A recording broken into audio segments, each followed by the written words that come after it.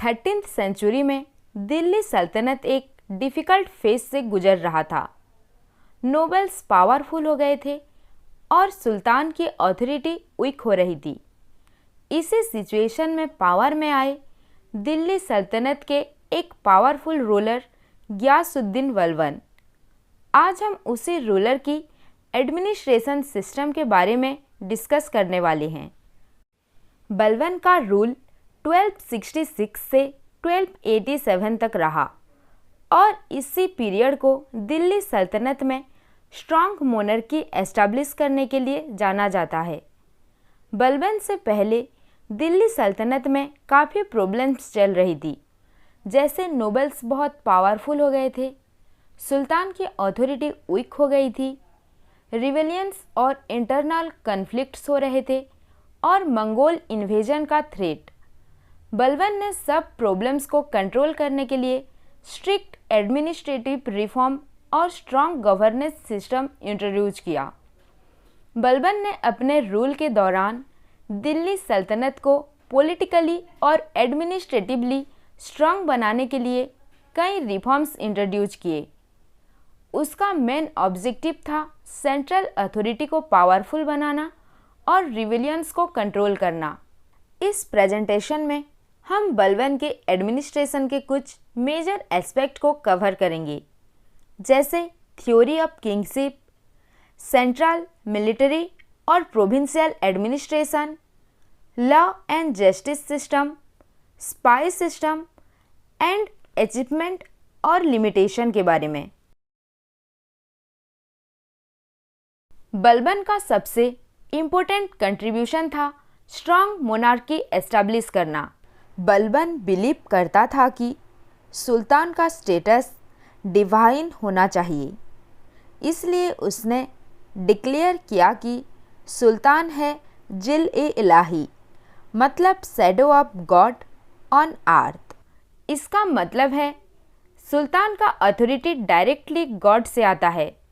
इस थ्योरी को main purpose था नोबल्स को कंट्रोल करना, सुल्तान की प्रेस्टीज इंक्रीज करना, सेंट्रल अथॉरिटी स्ट्रॉन्ग बनाना और बलबन ने रॉयल कोर्ट में भी स्ट्रिक्ट रूल इंट्रोड्यूस किए।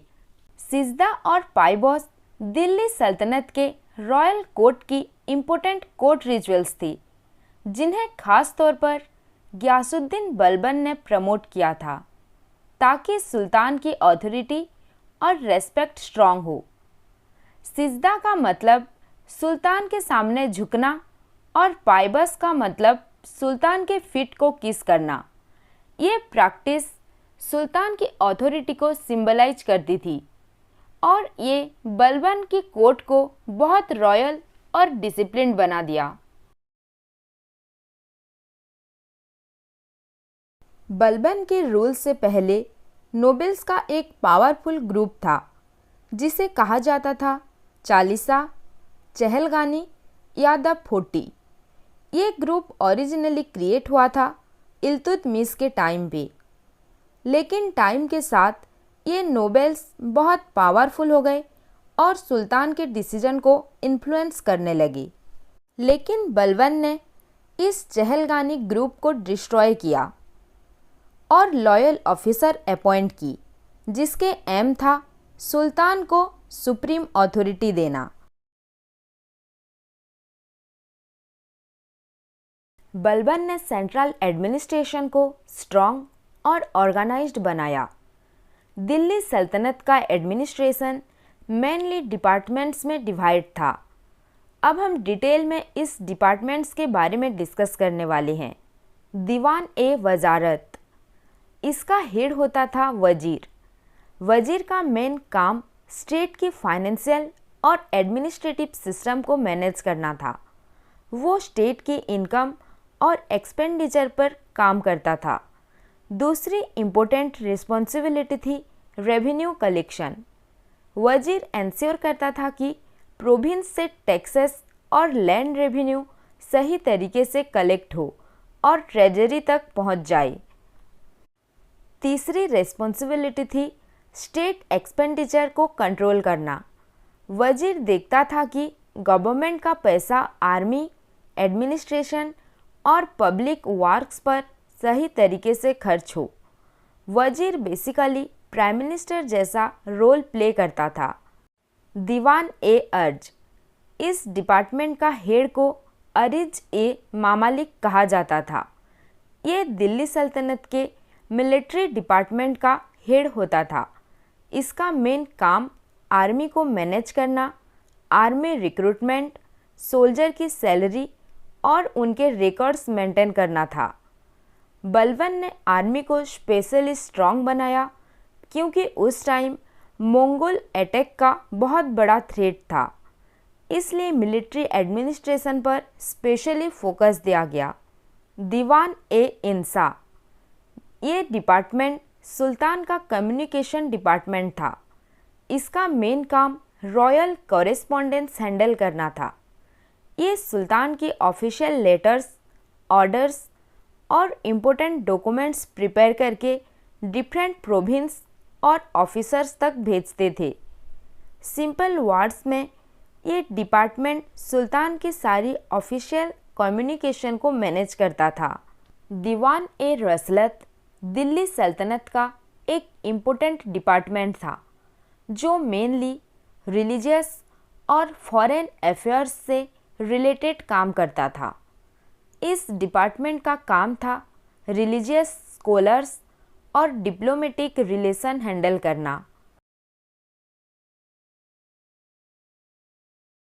बलबन का मिलिट्री सिस्टम काफ़ी स्ट्रॉन्ग था। उसने आर्मी को रिकॉग्नाइज किया और डिसिप्लिन इम्प्रूव किया। बलबन ने मिलिट्री एडमिनिस्ट्रेशन को स्ट्रॉन्ग बनाने के लिए कुछ इम्पोर्टेंट रिफॉर्म्स इंट्रोड्यूस किए। सबसे पहले बलबन ने एक स्ट्रॉन्ग सेंट्रल आर्मी मेंटेन की जो डायरेक्टली सुल्तान के कंट्रोल में था। इससे सुल्तान की पावर स्ट्रॉन्ग हुई और रिबेलियंस को इजीली कंट्रोल किया जा सका। दूसरी बात, आर्मी में स्ट्रिक्ट डिसिप्लिन फॉलो करवाए गए।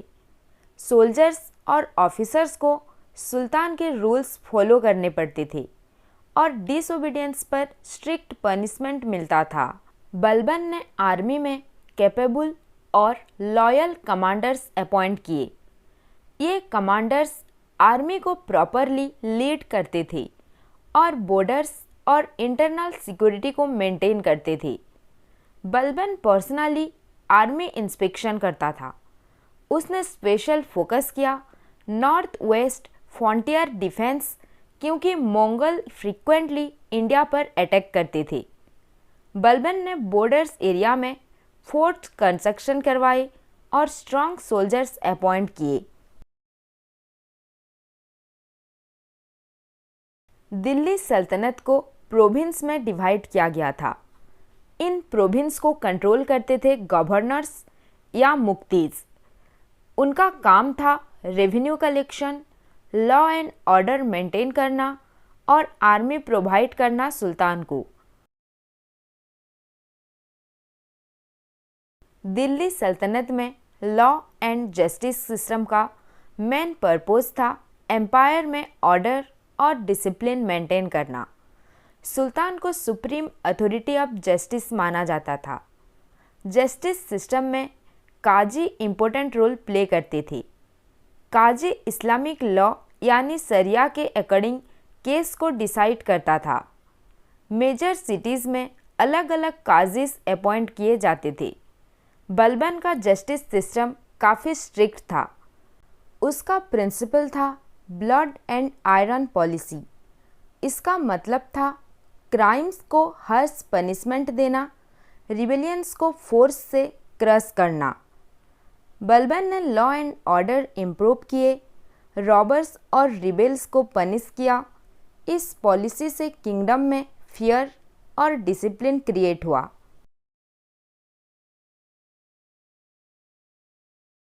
बलबन ने एक पावरफुल स्पाई सिस्टम एस्टैब्लिश किया। स्पाइस का काम था गवर्नर पर नज़र रखना, नोबेल्स के एक्टिविटीज़ रिपोर्ट करना, रिविलियंस डिटेक्ट करना। अगर कोई ऑफिसर्स करप्ट या डिसलॉयल होता था तो सुल्तान को इमीडिएट रिपोर्ट मिल जाती थी। बलबन स्पाइस पर भी स्ट्रिक्ट कंट्रोल रखता था। बलबन ने मल्टीपल रिवेलियंस को क्रश किया। एग्जाम्पल, मेवात रीजन के रेबल्स, बंगाल रिवेलियंस। उसने रेबल्स के अगेंस्ट स्ट्रिक्ट एक्शन लिया और स्ट्रॉन्ग एडमिनिस्ट्रेशन एस्टैब्लिश किया। बलबन के रूल के मेजर अचीवमेंट्स थे स्ट्रॉन्ग मोनार्की एस्टैब्लिश, नोबल्स की पावर को कंट्रोल, लॉ एंड ऑर्डर के इम्प्रूवमेंट, मंगोल इन्वेजन से डिफेंस स्ट्रॉन्ग बनाया और एडमिनिस्ट्रेशन एफिशिएंट बनाया। इसी रूल के कारण बलबन की पॉलिसी ने दिल्ली सल्तनत को सिक्योर और स्टेबिलिटी प्रोवाइड की। बलबन के रूल स्ट्रॉन्ग था लेकिन कुछ लिमिटेशन भी थी। उसकी पॉलिसीज बहुत स्ट्रिक्ट थे और फियर बेस्ड एडमिनिस्ट्रेशन था। उसका सक्सेसर स्ट्रॉन्ग नहीं थे और बलबन के डेथ के बाद सुल्तान फिर से वीक हो गए। गियासुद्दीन बलबन दिल्ली सल्तनत के सबसे पावरफुल रूलर में से एक थे। उसने स्ट्रॉन्ग किंगशिप एस्टैब्लिश की, एडमिनिस्ट्रेशन को रिकॉग्नाइज किया, लॉ एंड ऑर्डर रिस्टोर किया। बलबन की पॉलिसी ने दिल्ली सल्तनत को टेम्पोररीली स्ट्रॉन्ग बना दिया और फ्यूचर रूलर के लिए एडमिनिस्ट्रेटिव फाउंडेशन क्रिएट की। इसीलिए हिस्ट्री में बलबन को कहा जाता है बिल्डर ऑफ स्ट्रॉन्ग मोनार्की इन दिल्ली सल्तनत।